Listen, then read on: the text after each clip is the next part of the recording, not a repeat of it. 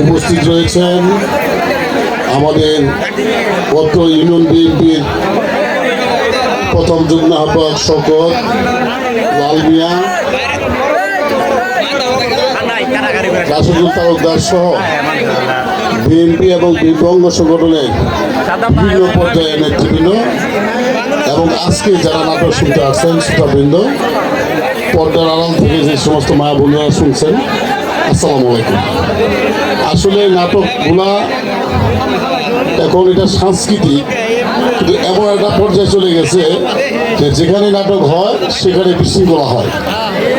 এর জন্য কিন্তু যারা আয়োজন করে, আজকে যারা আয়োজন করেছেন, আমার মনে হয় কমপক্ষে 1 মাস এরসাল দেওয়ার পরে আজকে আয়োজন।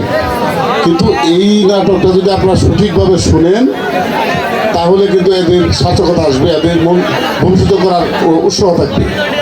আবার কোনো বিশৃঙ্খলা যদি হয় তাহলে আর অন্য এলাকায় যদি নাটক করার ইচ্ছা থাকে তখন ইচ্ছাটা থাকে না। তাই আমি প্রত্যেকের কাছে সবিনয় অনুরোধ রাখবো যে আপনারা ধৈর্য সহকারে নাটকটা শুনবেন। যদি ভালো না লাগে কারো, সে আস্তে করে শুনে যাবেন, তাহলে আমার মনে হয় এই নাটক চর্চাটা সবসময় থাকবে। আর কি বিষয়টা বিলীন হয়ে গেছে।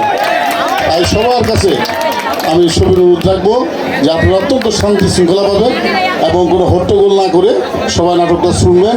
সবার পক্ষে এই আশা ব্যক্ত করে এবং আমার পক্ষ থেকে, আমার দলের পক্ষ থেকে অনুরোধ রেখে আমার দুঃখটা শেষ করছি।